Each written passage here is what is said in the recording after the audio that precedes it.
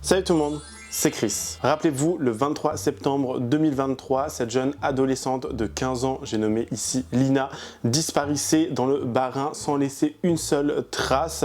Son histoire a beaucoup vraiment attristé les Français et les Françaises. On a suivi cette disparition depuis maintenant des mois. Le principal suspect dans cette affaire s'est donné la mort le 10 juillet dernier et j'avais pensé que c'était très intéressant qu'on parle un petit peu du passé de cette personne, de la lettre également qu'il a laissée en se donnant, en s'ôtant la vie, également en revenant sur ces quelques polémiques déboires qu'il a eu avec la justice et en récoltant quelques témoignages d'anciens amis, collègues, conjointes de ce fameux suspect. Donc si vous êtes intéressé, continuez à regarder. Avant de commencer la vidéo, n'hésitez pas à vous abonner et à activer la cloche de notification pour être toujours au rendez-vous.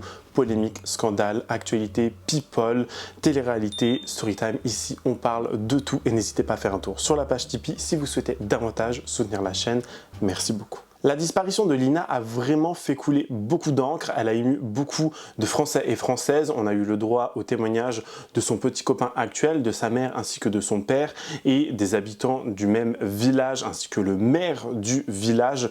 Beaucoup de personnes ont pris la parole. Il y a même des gens qui, depuis la disparition de Lina, que ce soit dans des villages voisins ou dans le village où réside Lina, qui depuis ont extrêmement peur, qui ont donné la parole et qui ont vraiment... comment dire, qui ont donné leur vision des choses, qui ont peur maintenant de laisser leur enfant seul, se balader ou jouer devant la maison. On a beaucoup de témoignages vraiment. On a même des femmes, je lis un article pour vous transmettre les mots qui ont été dits par ces personnes. Les gens se retrouvent devant la vitrine et commentent ce qu'ils ont vu ou entendu à ce sujet. Cette histoire a tout chamboulé ici. Avant, tous les jours, j'avais des enfants qui venaient seuls acheter du pain. On a même un habitant qui a dit que depuis qu'il pouvait travailler en télétravail, il sortait les animaux avec ses enfants parce qu'avant c'est eux les enfants qu'ils faisaient par eux-mêmes. Mais il y a vraiment une psychose qui s'est installée, si vous voulez, dans le village. Et c'est ce qu'on remarque après chaque drame, c'est affreux, mais il y a une psychose qui va s'installer là où les gens vivent. Il y a notamment une personne qui a dit « on le fait ensemble à midi quand je télétravaille », donc le fait de sortir les animaux ou le soir. Mais ma fille ne sort plus comme avant, j'ai peur. Je ne sais pas si vous vous rendez compte quand même de cette psychose qui s'est installée dans un tout petit hameau, dans un tout petit village, et même dans les villages voisins, hein, bien évidemment. Et ça, c'est quelque chose que j'ai l'impression qu'on vit très souvent dans les petits villages. Moi qui viens d'une toute petite commune, d'un tout petit village, vraiment, quand il y avait eu cette affreuse histoire d'une joggeuse en Bourgogne qui s'était faite enlevé ou je sais plus trop quoi, enfin ça remonte, j'étais extrêmement petit, une psychose vraiment s'était installée et on avait vraiment eu plein de personnes qui s'enfermaient, qui ne sortaient plus et c'était vraiment comme dans des films en fait, c'était vraiment comme la ville qui redoute le soleil ou je sais pas, qui redoute du crépuscule, un très vieux film d'ailleurs, mais les gens ont vraiment peur, les gens ont une psychose et on peut pas leur en vouloir, on peut totalement comprendre. Vincent, est-ce qu'on en sait plus sur le profil de cet homme qui s'est suicidé ? Absolument, il s'agit d'un homme de 43 ans, Samuel G, qui devait comparaître il y a quelques jours ici au palais de justice de Besançon pour répondre de faits de vol avec violence.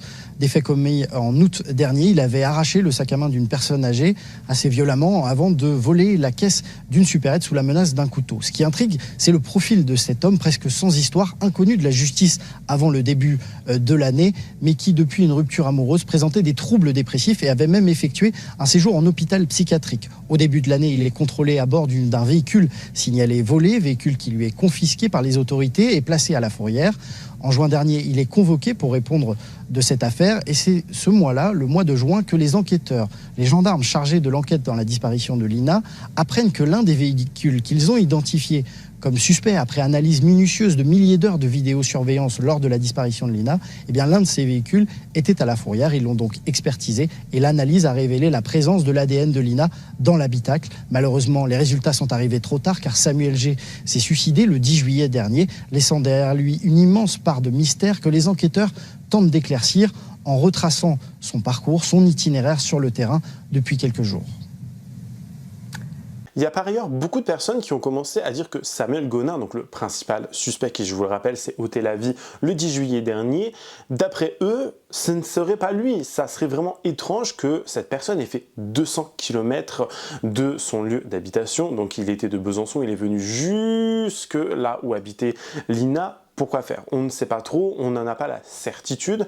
Par ailleurs, il aurait conduit cette fameuse voiture volée, parce que normalement il avait une C4 grise. Enfin, beaucoup de personnes spéculent, beaucoup de personnes se disent que en fait, ce Samuel Gonin, il arrivait à pic, entre guillemets, parce que pour eux, ça ne peut pas être lui, c'est plus... Ça peut pas être un mec qui vient de nulle part comme ça, de 200 km pour attaquer cette jeune fille. Voici ce que les habitants ont pu dire. Nous sommes dans un secteur très reculé et la route empruntée par Lina n'est utilisée que par des riverains. Comment imaginer que quelqu'un qui ne connaît pas la région puisse enlever cette pauvre gamine ici en pleine journée? Ça, c'est ce que les gens se posent comme question, les gens s'interrogent énormément et c'est totalement légitime de se poser ce genre de questions. On est bien d'accord, et ça fait froid dans le dos. Encore une fois, dans la toute première vidéo sur la disparition de Lina, je vous avais montré l'itinéraire qu'elle avait dû prendre pour aller à pied de chez elle à la gare. Déjà, c'était extrêmement long, et c'est, comme on l'avait vu, des chemins extrêmement étroits, des chemins de campagne où il n'y a que une voie, donc très compliqué. Un accident peut être très rapidement également arrivé, hein, il faut dire la vérité ici, mais c'est vrai que ce Samuel qui est apparu de nulle part, qui vit à 200 km de chez Lina, tombe à pic, on va pas se mentir quand même. Et pour beaucoup de personnes, le criminel ou la criminelle en question serait un rôdeur, c'est-à-dire une personne qui est là et qui analyse depuis très longtemps les faits et gestes, soit d'une personne, d'une communauté, ou qui regarde comment un petit peu les gens vivent. Et cette personne aurait déjà repéré Lina depuis longtemps et l'aurait tout simplement kidnappée de force et lui aurait fait subir on ne sait quoi, malheureusement. On ne sait pas si elle est encore en vie ou non. Beaucoup de gens tendent à dire que malheureusement elle a perdu la vie, que c'est peine perdue, et il faut quand même se dire que depuis que Samuel Gonin a été suspecté, et il faut quand même se dire que depuis que Samuel Gonin est le principal suspect dans cette affaire, enfin était le principal suspect, je ne sais pas trop comment on peut dire vu que il n'est plus de ce monde, beaucoup de personnes ont relancé l'enquête, ils ont relancé les recherches, sauf que depuis maintenant, aujourd'hui, ils ont tout simplement arrêté les recherches. On ne sait pas s'ils vont aller un peu plus loin, ils ont fait des recherches environ à 40 km autour de chez Lina, etc. Ils ont vraiment un petit peu tout fouillé, mais ça serait aussi peut-être, je pense, intéressant de fouiller plus, peut-être du coup vers Besançon ou ailleurs, je ne sais pas, mais beaucoup de gens disent que c'est totalement indécent d'avoir relancé l'enquête, fait un faux espoir à la famille de Lina, de relancer des recherches et à peine après quelques jours s'arrêter. Alors est-ce qu'ils ont commencé depuis le 10 juillet quand on a appris que Samuel Gonin avait perdu la vie? Depuis quand en fait? Depuis quand ils ont commencé les recherches et depuis quand ils ont arrêté? Ça, on n'a pas la certitude, mais c'est quand même extrêmement frustrant pour la famille, je pense, et ça doit faire vraiment beaucoup de peine. Concernant Samuel, on sait que c'est un père de famille qui a 2 fils et qui a été également marié et qui s'est séparé très récemment. Il avait refait sa vie avec une autre compagne, elle aussi, qui avait dit qu'il avait un... Comment on pourrait appeler ça? Il était assez bizarre, qu'il était très distant, que c'était quelqu'un qui était psychologiquement peut-être presque instable, je ne sais pas comment on pourrait appeler ça. Je vais vous laisser écouter ce qu'elle avait à dire concernant Samuel, écoutez bien. Cela fait plusieurs mois qu'Edmé n'avait plus eu aucune nouvelle de Samuel Gonin. À ce moment-là, Samuel, il n'était plus avec moi, donc j'ai rien à voir avec tout ça. Car cette femme de 37 ans, qui souhaite garder l'anonymat, a partagé durant plusieurs mois la vie de celui que les enquêteurs considèrent comme le suspect numéro 1 dans la disparition de Lina, bien loin de l'homme qu'elle a rencontré en mars 2023. C'est quelqu'un qui a de la discussion, qui est intéressant, qui a plein de culture générale. Oui, c'est quelqu'un qui est sympa. J'ai découvert qu'il avait des failles à partir du mois de juin. Des failles, dont une qu'il évoquera seulement au moment de s'installer chez elle, suite à un différend familial. En fait, il m'annonce à ce moment-là qu'il est bipolaire. Et là, ça a commencé à être plus compliqué parce qu'en fait, j'ai vu l'envers du décor. Donc c'est quelqu'un qui dort pas la nuit. Le père de famille décide d'arrêter son traitement et il disparaît à plusieurs reprises, dont une fois après lui avoir volé 5 000 €. Parfois, il est confus. Quand il n'est pas sous cachet, il est assez... perturbé. Il vivait sans rien, il est parti sans affaires, il n'avait pas de carte d'identité, pas de carte bleue, rien. Donc il vivait, comme il m'a dit, comme un clochard. Samuel Gonin tente malgré tout à plusieurs reprises de renouer les liens avec elle, jusqu'en août 2023, un mois seulement avant la disparition de la jeune fille. Moi, le vendredi 18 août, je vais attendre toute la nuit parce qu'il ne rentrera pas. Donc j'ai appelé sa maman, enfin c'est elle-même qui m'a appelé, en me disant qu'elle avait retrouvé des lettres sur le pare-brise du camping-car chez eux. Et là, c'était les lettres de suicide. Elle n'aura ensuite que très peu de nouvelles de lui, avant de découvrir qu'il est le suspect numéro 1 dans la disparition de Lina et son suicide dans la presse. Je me dis, s'il a fait ça, je suis peut-être pas passé loin d'un truc, si ça aurait pu dégénérer aussi avec moi. Ça m'a choquée en ce sens-là. Et surtout, j'aurais jamais pensé ça de lui. Encore choquée, Edmé tente maintenant de se reconstruire et de reprendre une vie normale. Nous avons retrouvé une des anciennes petites amies du suspect. Elle nous parle d'un homme bipolaire, sous traitement, et nous raconte une tentative de suicide avant la disparition de Lina. Je vais passer toute la nuit à l'attendre et il ne va pas rentrer à la maison. Et le lendemain matin, sa maman va me dire qu'elle a retrouvé une lettre de suicide de Samuel sur le camping-car. Je sais que j'ai de l'argent quelque part dans l'appartement, donc je vais regarder. Et là, je vois qu'il n'y a plus d'argent. Et donc, voilà, Samuel est parti. Avec combien ? Avec 5 000 €.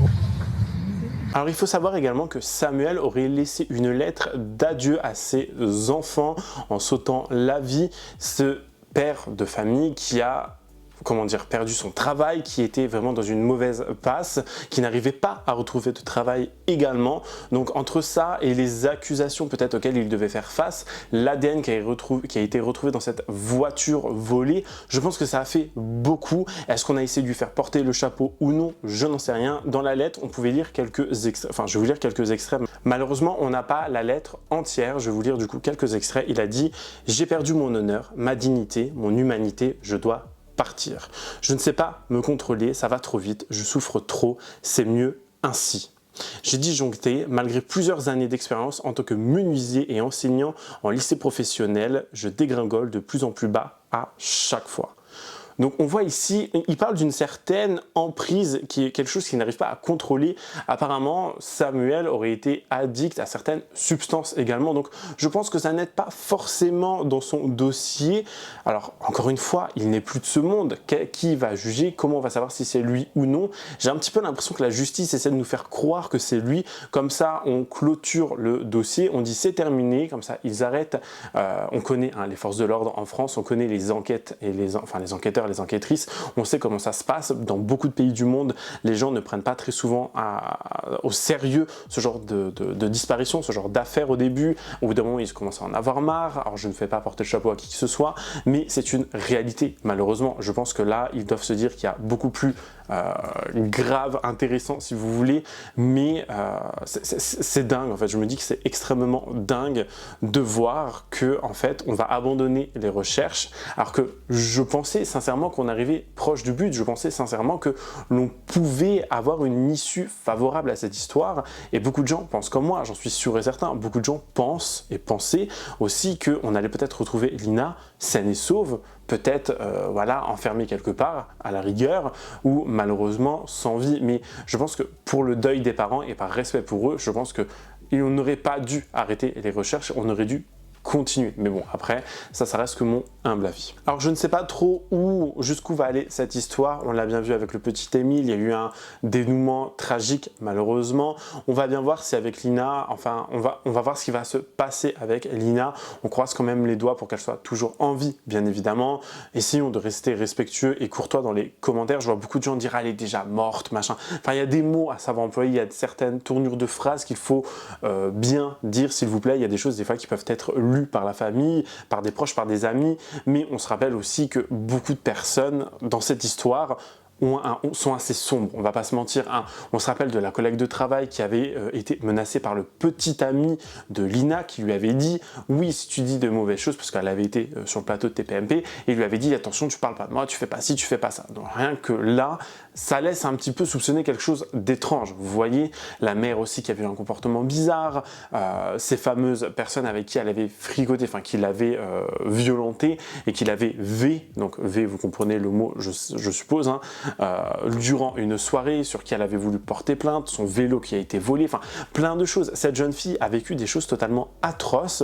C'est un peu c'est vraiment comme dans un film, plein de gens étaient autour d'elle, il y avait comme plein de vautours autour d'elle qui n'attendaient que ça, j'ai l'impression, vraiment, ça reste mon avis, bien évidemment, il y a plein d'autres personnes qui vont voir ça d'un autre œil, voir ça différemment, et j'aimerais vraiment que vous me donniez votre version des faits, votre vision des choses dans les commentaires, parce que c'est une histoire qui fait froid dans le dos, c'est une histoire qui est tellement triste, et j'ai l'impression que depuis, enfin, ça fait des années maintenant, mais ça dure vraiment longtemps, et on a de plus en plus de disparitions, de cas atroces ou de gens qui se volatilisent sans laisser une trace.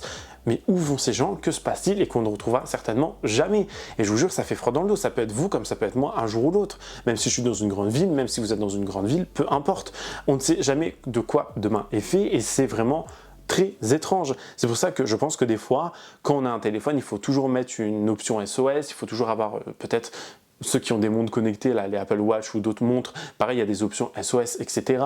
Enfin, il y a plein d'outils maintenant, des AirTags, des machins.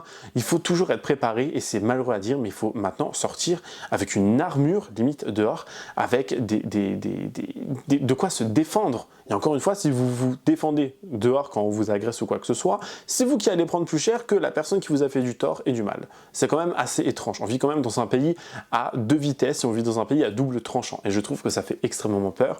Mais j'ai déjà dit dans d'autres vidéos, la France, ça devient littéralement un coupe-gorge, selon moi. Après, vous en faites ce que vous voulez. Voici l'homme désormais au cœur de l'affaire Lina. Samuel G, identifié sur ses photos par des proches. Pour les gendarmes, il pourrait être lié à la disparition de l'adolescente dans les Vosges. Ancien professeur de menuiserie à Besançon, le quadragénaire a subitement basculé dans la délinquance et le vol. En août 2023, un mois avant la disparition de Lina, il menace cette caissière et s'empare de 300 € avant de prendre la fuite. Au début, je résistais parce que je me suis dit, il me fait une blague, c'est pas possible. Et en fait, après, il m'a dit arrête ou je te plante. Et j'ai vu un mini couteau dans sa main droite. Sur le coup, ça fait bien peur. Pour ce vol, Samuel G devait être jugé le 22 juillet dernier. Mais il n'y aura jamais de procès. Ce père de 2 enfants est retrouvé pendu chez lui dans cette maison. La porte d'entrée est blindée. Les pompiers doivent utiliser la grande échelle pour entrer. Le comportement de Samuel G avait récemment changé, selon l'un de ses voisins. Il baissait la tête et puis il n'avait pas envie de causer. Puis moi, je le laissais tranquille, quoi. Je le laissais tranquille. Les gendarmes s'intéressent à une voiture qu'aurait pu utiliser le suspect.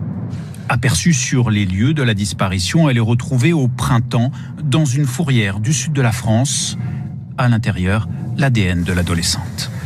L'analyse des données du GPS a conduit les enquêteurs dans cette zone boisée des Vosges où ils mènent des fouilles depuis lundi, sans résultat jusqu'à présent.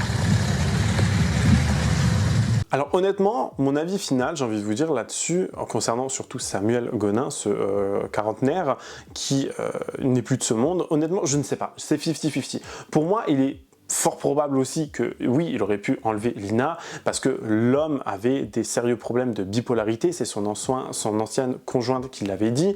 Il y a plein de gens qui en ont parlé, il y a plein de personnes qui ont dit que cette personne, que ce Samuel était quelqu'un de gentil, de doux, d'extrêmement aimant envers ses enfants, mais que depuis quelque temps, il s'était renfermé sur lui, il était en sévère dépression.